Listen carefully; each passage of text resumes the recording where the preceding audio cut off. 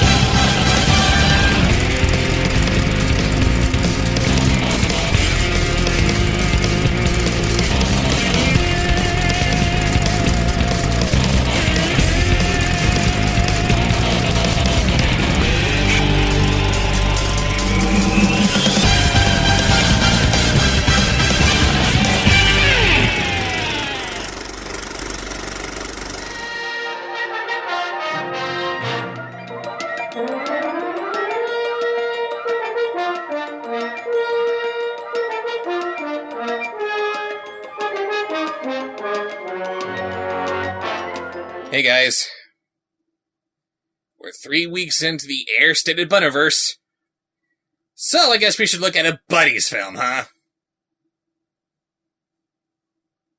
And I guess I'm a raccoon.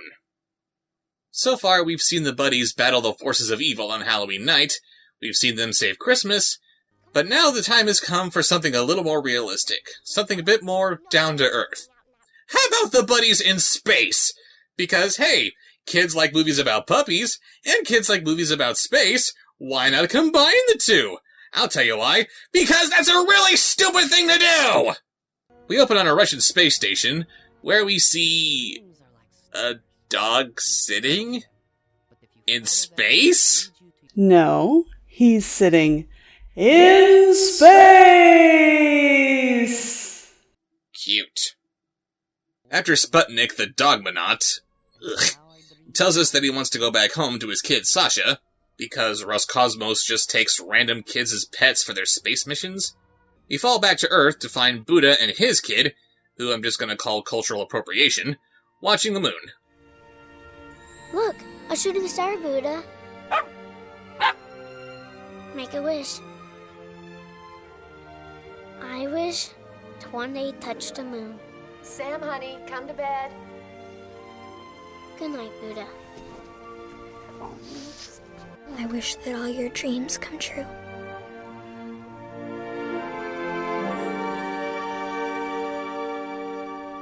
The buddies' kids all leave for a field trip the next day. Sorry you can't come, Buddha. Namaste. Not to worry. I have a plan of my own.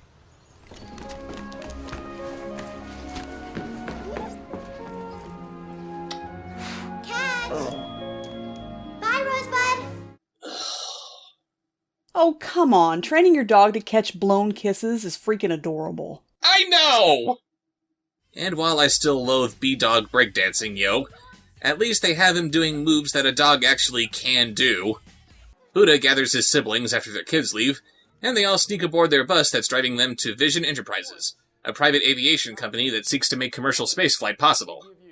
We get some exposition as Professor Pi here shows off his facility to investors, the board of directors. They're guys in suits, who cares? The systems will be controlled with the blink of an eye. It just scans your retina. It's all hands-free. I thought there were no life forms on this mission, not even a pilot. Astro will remotely pilot Vision 1 from mission control. And she'll be doing it with her eyes? I know we need to justify some kind of bullshit control system to allow the dogs to control the ship once they're in space, but a control system that can go wrong if you blink at the wrong time is not the way to go. And what about lag? Are we not worried about her eyes getting tired between the time she gives the command and when the ship finally responds? While they're trying to justify their bullshit premise, Dr. Bad Guy McBadguy here is programming their spaceship to say that it's completely refueled before it really is. Why? Never explained. No, this character literally has no motivation for doing this. Usually when I say, this villain's motivations don't make any sense, it's because there's no reason to be doing this when they could easily do this instead. This guy's motivations and backstory are never explained to us, so his actions literally make no sense whatsoever. Does he work for a rival aviation company? Does he believe that untrained civilians shouldn't go into space? Is he trying to stop the movie before it even starts, making him the real hero? The movie tells us nothing about this guy! Anyway, the kids get there and trample their poor teacher like it was Black Friday. Thank you, Disney. And while Bad Guy McBad Guy is leading their tour, Cultural Appropriation steps into this scanner, which I guess was built without an off switch. So this is where the bulk of their budget went? Designing and building a magical robotic space tailor? Of course, they couldn't just have some assistant to help this kid into a pre-made suit. It has to be an automatic process that no one's paying attention to, because how the hell else are we supposed to get the dogs into space?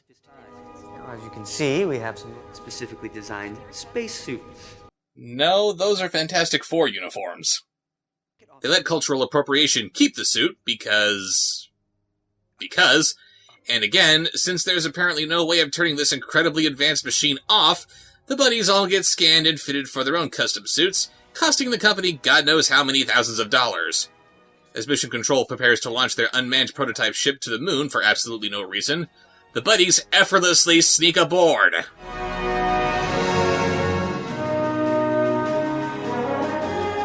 Hello? Dogs running around? You guys seriously can't see them? The dogs get all settled in, nobody in Mission Control bothers looking inside the ship at any point, and they commence the launch.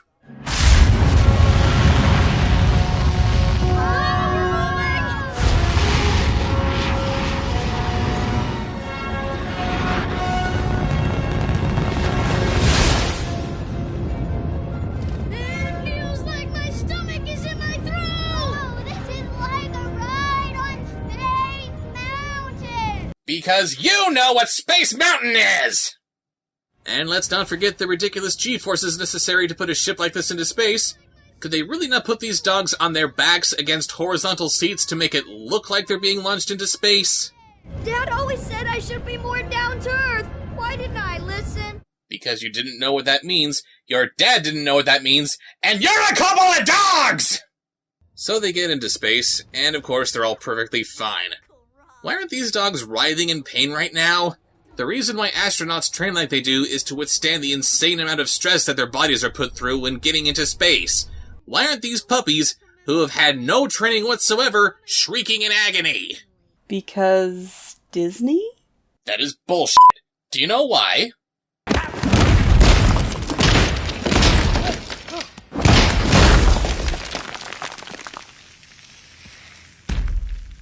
Puny God.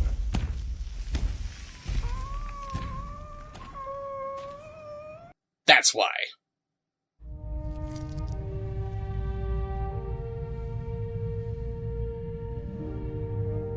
I'm floating like a balloon. What's happening? Zero gravity.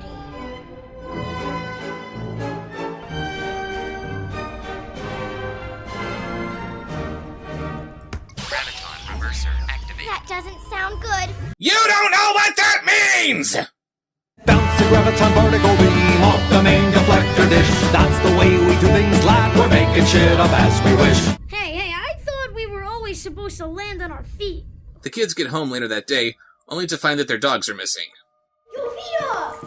I'm back in the crib. Let's bust some moves. I'm sorry. This bugs me about these movies. Why did they have to have a white kid act like this? I can understand the dog acting like this if he got it from his owner, but if Disney's perfectly fine giving us this kind of a stereotype, then I say own it. Have B-Dog's owner be some little black kid. Or maybe have B-Dog be a chocolate lab or something. Or is playing up ethnic stereotypes only okay with characters that don't make any sense, like that Rastafarian Scottish Poolie from The Search for Santa Paws? Why stop there? Why should Rosebud only have a pink bow in her hair? Why not make her a poodle? A pink poodle? A pink poodle! Back at Vision Enterprises, they find out that the ship is not completely fueled like they thought it was. Instead of turning around and aborting the mission like Bad Guy McBad Guy was hoping, they decide to refuel at a Russian space station which allegedly disintegrated into the atmosphere years ago. So why do they even consider this station a possibility? Well, yeah, but you said to check everything, so I checked everything, including the conspiracy websites, which said the station is still in space. Really? You're going to send this ship to a disintegrated Russian space station on the word of a conspiracy website that says it's still up there? Why not just send the ship to the International Space Station? You know that that's up there, right? The reason that no one has been able to find the space station is because it's not in its original position. Somehow it has gotten out beyond geostationary orbit. Does that somehow make it invisible? I'm pretty sure someone would have found it by now.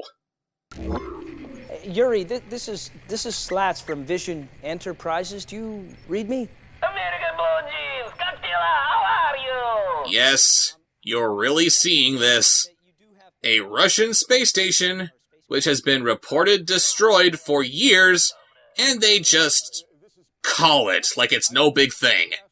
Hey, I got an idea. Why don't you try dialing up the Titanic, too?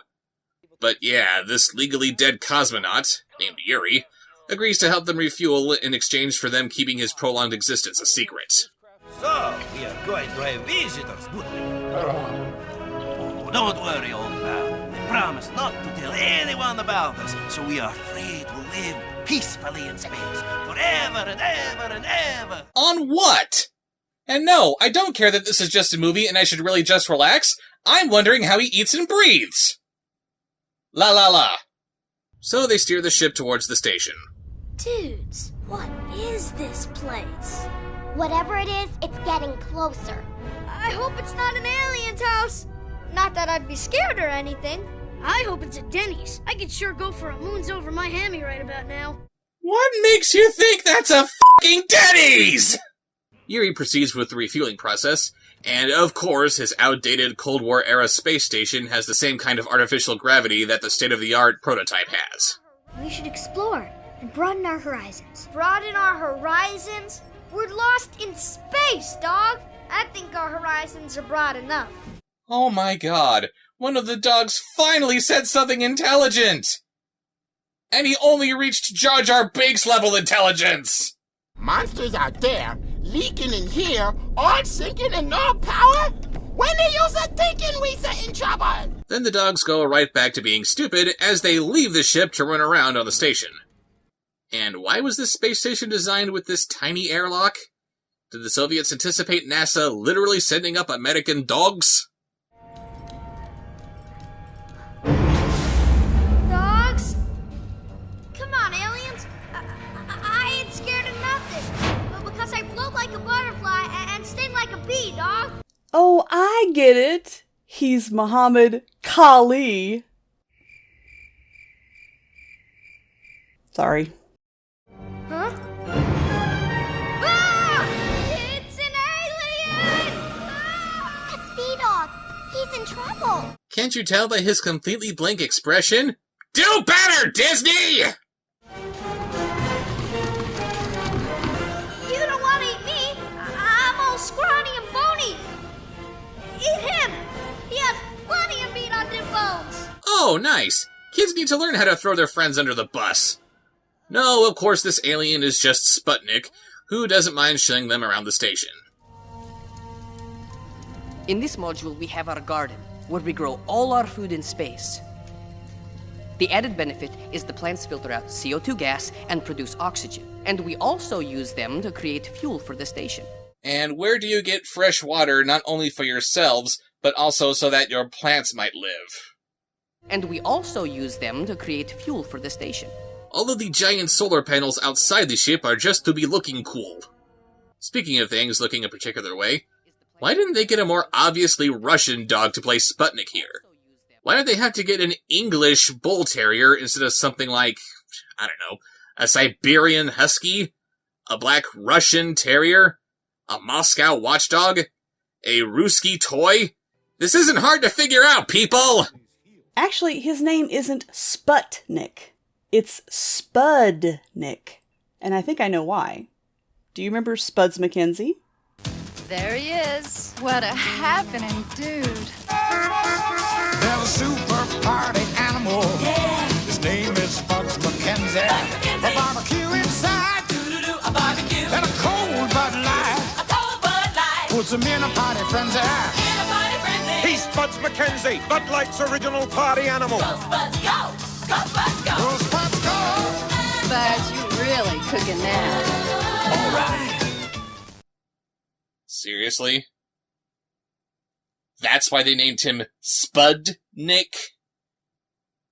That's why they cast this dog to play this character? Movie.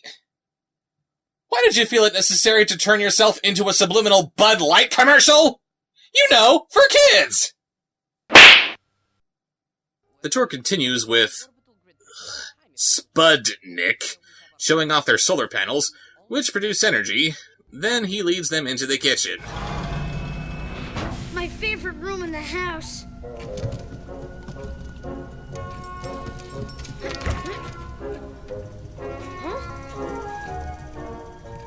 Where's the beef?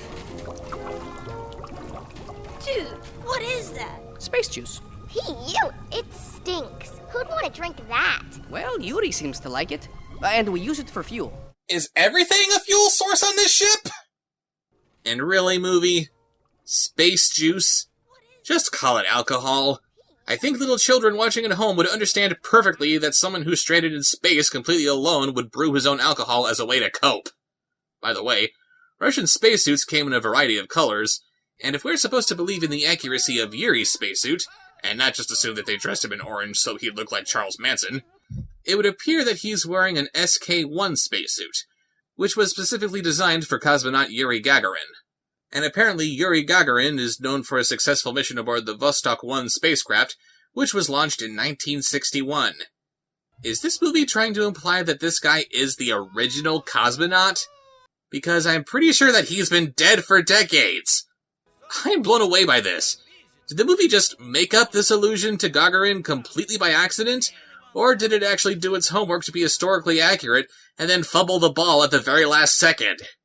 Anyway, Yuri discovers the buddies, and he thinks that the Americans sent them up to him as a gift. Alright, come on, Sputnik. Good. We will finish refueling and then we will celebrate.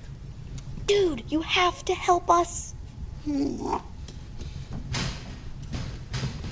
svidaniya. It just occurs to me, why are the ceilings so low? Did they not intend for the cosmonauts to be standing erect in this station? Or did they design it for Danny Davidovich? You want to get the dancing started? That's a good idea, Sputnik. Let's get jiggle with it. You can't imply that this guy's been up here for decades and have him make pop culture jokes like this! Well, to be fair, they never said it has been decades. Maybe it's only been a few years? I don't care! It's still stupid! Oh, you're just grumpy because you're a raccoon. Shut up. Then the movie decides to pad things out with Yuri doing a dance and the buddies playing around on a spare roller. Dudes, I saw the Jamaican bobsled team do this. This movie was made in 2009. No, you didn't. 3, 2, 1, push! Wait, guys! I've changed my mind!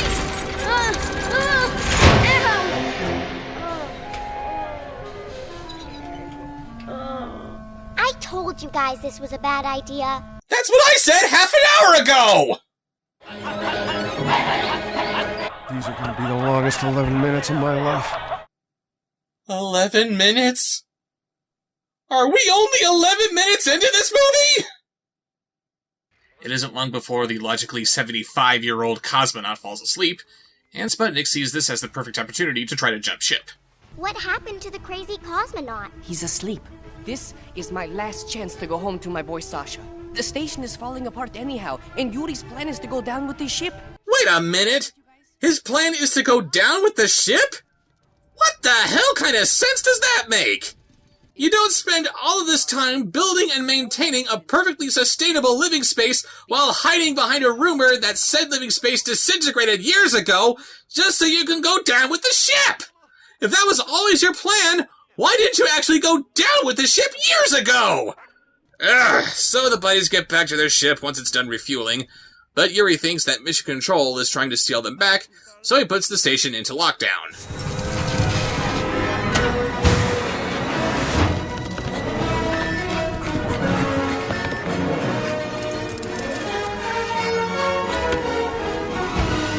You guys, where's Butterball? Oh, he went back to save a bag of frozen space broccoli, which he can do since the station just forgot that it's supposed to be going into lockdown.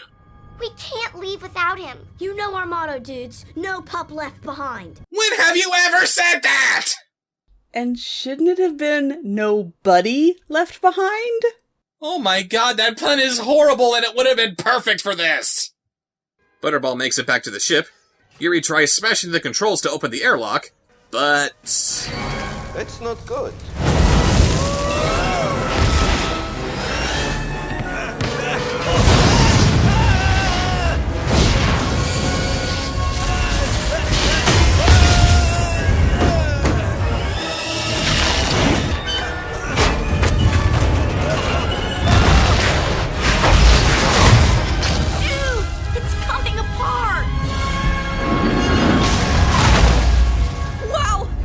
Cosmopod escape vessel. He made it! Meanwhile, back in Fernfield... You guys find anything? Nope, haven't seen hide nor fur of them. Don't worry. We'll find them. Where there's a will, there's a way. Mm-hmm. Yeah. Well, enough about them. Back to the dogs. Buddies, we are not heading to Earth. The coordinates show we're going to the moon. Yeah, and why are they sending an unmanned ship to the moon again? Just to see if they can do it? Ah! The Death Star! Ah! Not only is that stupid, but they couldn't even think of saying, the Death Star! That's no Death Star. It's the moon. Come on! And why are the controls as easy to use as just mashing your paw on them?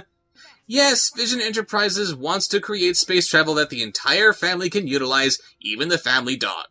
Were they trying to make controls for the dog? And then B-Dog starts controlling the ship with the glasses that were on board the ship. B-Dog, what are you doing? We're going in circles! Someone do something! This is a highly advanced piloting system. Yes, it's far too advanced for any dog to use, even one that might have had some kind of specialized training like you. You've been raised on what looks like the equivalent of Apple II technology. You're not going to instantly know how to use an iPad! I'm turning it over to the experts. Remote pilot engaged. Whoa, yes, I have controlled that. How? I have no idea, sir. I'm just going with it. I can only assume that's how anyone working on these movies can get through them without asking the very simple question, doesn't this seem just a little bit stupid? I have no idea, sir. I'm just going with it. Something very strange is happening up there. Yes, indeed. Why don't you turn on the camera feed inside the cabin? And don't tell me that they wouldn't have cameras inside the ship. They have artificial gravity, special accommodations and controls designed for dogs to use, remote control systems that can be used with Google Glass, and an advanced fuel intake that I can only assume is efficient enough to make space travel achievable for the common man. They have cameras on board to check in on the crew and passengers. So the buddies land safely on the moon.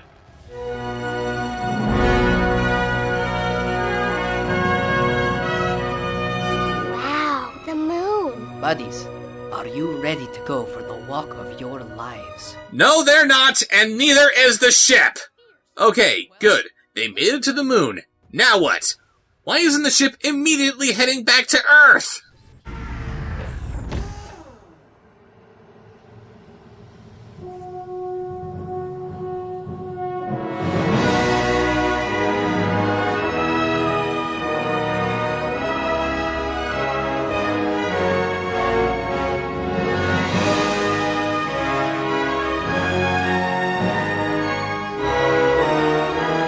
Sputnik, you go first.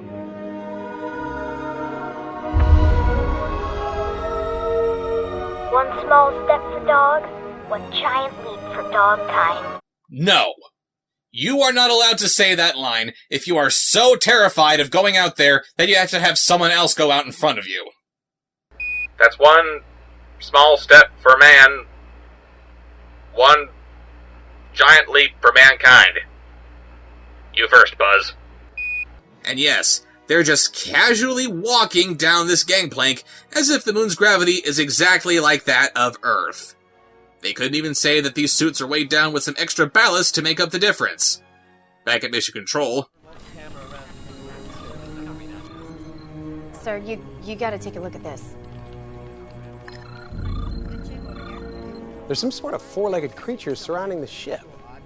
Sir, I think we've discovered alien life forms. Yeah, honey, go back to reading your Cosmo. Let the engineers do their thing, okay? If they are extraterrestrial beings, why are they wearing Vision Enterprises spacesuits? Because they're f***ing dogs, you idiots! We're walking on the moon. Check it. I'm doing the moonwalk. I don't suppose there's any chance that the moon's gonna get hit by a meteor, is there?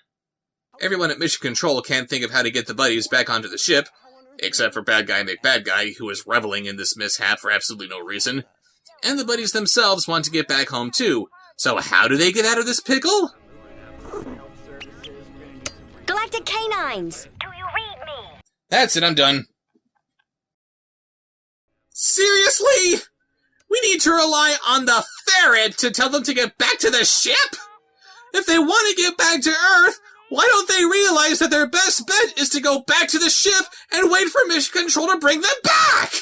I'm Gravity, Mission Commander's assistant. Who are you, doglings? And how in the universe did you get on board the Vision 1? I'm Dogmanaut Sputnik, Russian Space Agency, and these are the buddies. The buddies? That explains everything! They go back to the ship after Gravity the Ferret here just tells them to, and Buddha uses the ship's robotic arm to grab a moon rock. Preparing to launch. We will be out of communication with you for approximately 12 minutes While you circle the back side of the moon. Why? Why not stay on the light side of the moon? What is the point of intentionally flying out of communications range? And while they're out of communications range, McBadguy leaks the story to the entire world, complete with photos of the dogs on the moon. They said that they needed the story to be completely under wraps until they brought the dogs home. Wouldn't the entire facility be in lockdown? How did he get the story out to the press? The kids see the story and get to Vision Enterprises, and of course the stupid and useless security guard lets them in without a fight. Hi. Wow, it's an honor to meet you, sir. Buddha and I are your hugest fans. I'm sure he's thrilled to be on your ship. Thank you. This is Gravity, my assistant. Your assistant is a ferret? Your girlfriend is a bird. You really don't have room to talk. Watch me. Hey, guys. I'm Slats. I'm the Flight Dynamics Officer. That's FIDO for short. Your name is not Slats. His name is not Pi. Her name is not Astro. You're human beings. It's okay for you to have human being names. While everyone is distracted, McBadguy reprograms the ship to head straight into a meteor shower that I guess just happened to show up. Dr. Finkel? Yes, it's Finkel. Dr. Finkel, yes, what is it? What are you doing? Nothing. I'm not doing anything. You shouldn't concern yourself. You're just a child. Excuse me. Carl? Yeah, me too. Yeah? What if I come back? This doctor who is already established to not like children doesn't want to tell me what he's doing? This is very suspicious for some reason.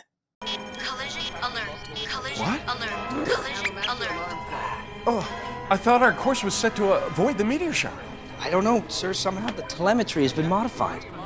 Well, looks like we're going to test our auto-avoidance system. Engaging auto avoidance system. She's using a joystick? 1. Whatever happened to your fancy-schmancy Google Glass controls? 2. If you have a joystick, why not just use it all the time? 3. That's not auto-avoidance! The ship's remote control system is damaged, but luckily the radio communication is just fine, which means that Gravity has to talk the dogs into fixing the broken remote control array. We're gonna need one of you to do a spacewalk to fix the damage. They're dogs! They can't repair the damages because they're dogs! The Vision 1 could skip off into the atmosphere and tumble out into space. Of course! Don't you know anything about science? Butterball volunteers to do the spacewalk, and Sputnik walks him through how to use his suit. Because of course he knows how to use an American-made spacesuit. Move your right hind leg, you go back. Move your left hind leg, you go forward. Wiggle your right front paw, you go left. Your left front paw, you go right. Look, you'll be tethered to the ship so you don't float off into outer space. Got it? Which one is my left paw again? What? It's not my fault I'm dyslexic. Wow, way to paint your dyslexic audience as a bunch of idiots, movie. You know what? Here's an idea. They already established the robotic arm that was used to collect rocks and soil samples. Why can't they just use that to fix the array? Because if they did that, then we wouldn't get to see Butterball acting like an idiot and depleting all of his fuel. This was clearly the smart thing to do. Now what are we gonna do? I got it. Butterball just ate a dozen bean burritos, right? No. We're gonna have to pull his paw. Don't.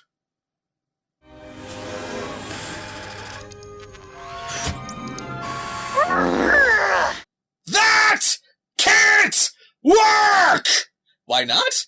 Because unless that spacesuit he's wearing is highly ventilated, which I doubt, those farts are gonna be self-contained!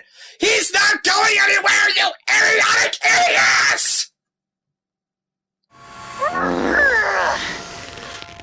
Okay, now the methane gas you just produced should give you enough fuel to fire up your jetpack. Oh. So they aren't using his farts as a means of propulsion, they're using it as a means of fueling his rocket pack. That's how it works. No, it isn't! Somehow that's exactly how it works. Why? How? Movie magic! No. Movie magic is strapping Christopher Reeve into a wire harness and making us think that he can fly. Movie magic is stacking a bunch of drawings together and making us think that they're moving. Movie magic is putting Andy Serkis in a green suit covered in ping-pong balls and turning him into a chimp. This is complete and utter bullshit! Oh, get a load of this. You're gonna love it. How does Butterball fix the communications array?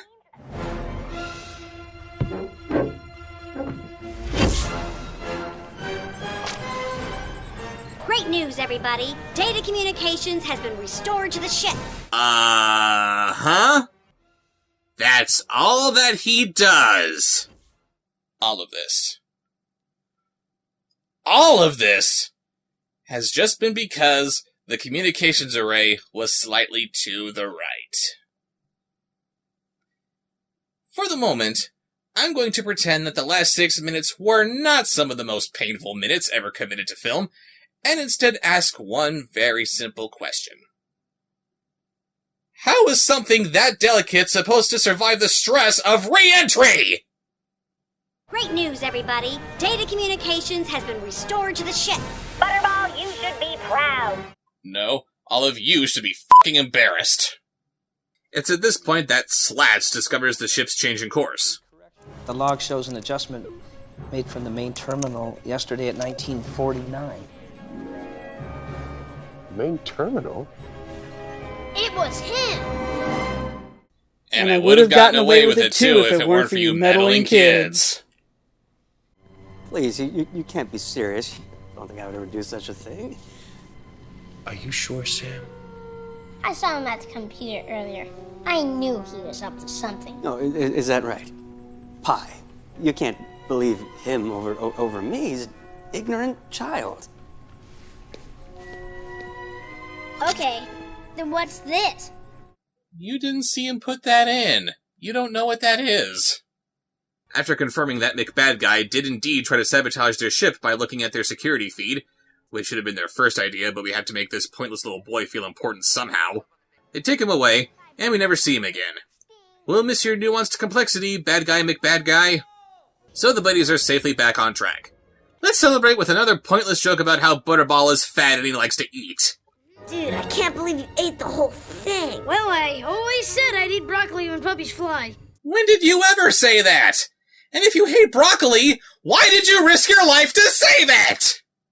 Then, because the movie thinks we want it to go on, Yuri's escape pod is plummeting towards Earth, and the buddy's ship is the only thing that can save him. Whoa, I've lost control. Stop giving control to the fucking dogs! Why don't you have anything that can override their commands? I'm going to have to nudge the Cosmopod to change its course. Why? I mean, You want to save him from burning up in the atmosphere, fine, I get that, but then what?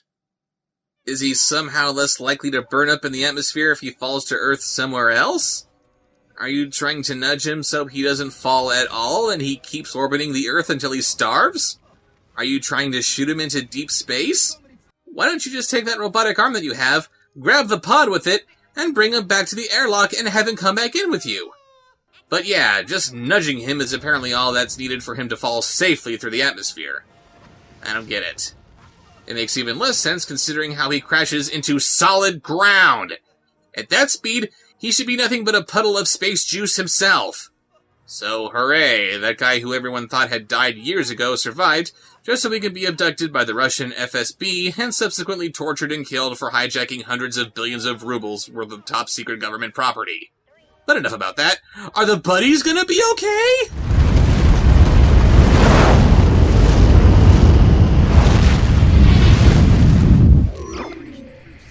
We've lost him in the blackout zone. We won't have a visual for T-minus 4 minutes. What he's referring to is actually called re-entry blackout, which is a brief period of time where all contact between a spacecraft and ground control is lost due to extreme heat. And for all of the other bullshit we've been suffering through, just for the novelty of seeing some cute little puppies in spacesuits, now is the time when the movie decides to get scientifically accurate on us? With 5 minutes left to go, now the movie wants to show us that it did its homework? God, this movie is horrible! The spacecraft has re-entered the atmosphere and is now hurtling mercilessly towards Earth. Communication is now in the blackout zone. All of us here at Channel 4 Fernfield, along with the world, collectively hold our breath as we watch anxiously, awaiting a sign from the sky that the puppies, our space heroes, have survived the fiery re-entry into the Earth's atmosphere. You're waiting for a sign in the sky? This series of movies is the weirdest advertisement for Christianity I've ever seen. No, seriously, the first Air Bud movie shows Bud being found at a church. In Spooky Buddies, the kids take refuge in a church, and Warwick the Warlock is tricked into reading from the Bible instead of his spellbook. In Santa Buddies, the kids pray for them to come home safe and sound. In Chestnut, the dog is literally bleeding to death, but 3 seconds of prayer are all that are needed for him to be completely fine. Is the whole point of these horrific movies to sell God to little kids? I think there are better ways of doing that. Of course the buddies get out of the blackout zone just fine. They've still got 4 more movies after this turd sandwich. Our quick and pointless plot cul-de-sac is over. See, space travel ain't nothing. Yes it is. People die doing this. A little respect, please? Touchdown! Woo! Yes! We're home! Congratulations, dogs! You did it! You didn't do jack! They made it! They made it! Yes, they made it! They've done it! Charlie, good, bravo! I can't believe I'm suggesting this. If they're gonna have someone in England following this story, why couldn't it be Hubert and Charlotte? And Daisy. Oh, right, forgot about her. I have a feeling you and your furry friends had more to do with this mission's success than we will ever know. Again, that is very, very depressing. Hey, Gravity, greet your new friends.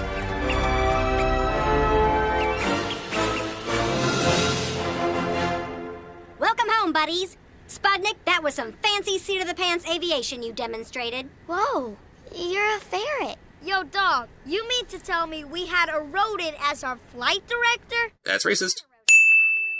So hooray, the buddies made it safely back to Earth, and they're lauded as heroes because...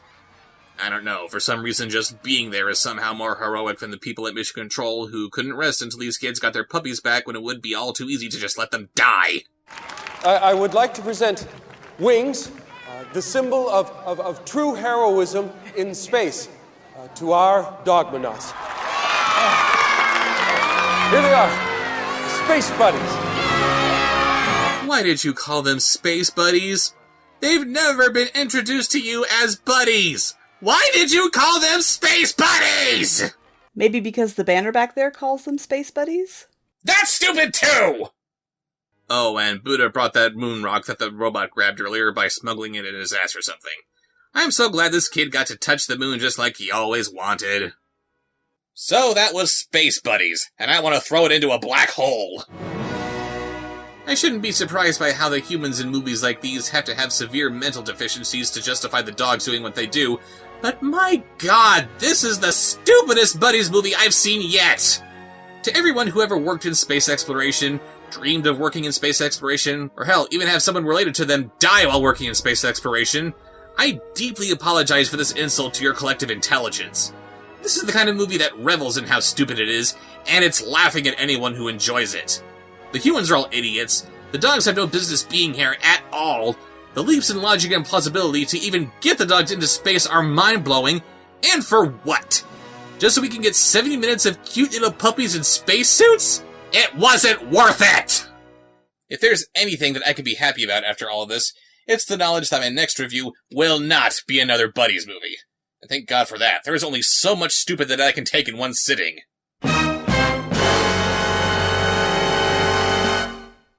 When am I gonna learn to keep my big mouth shut? Y'all ready for this?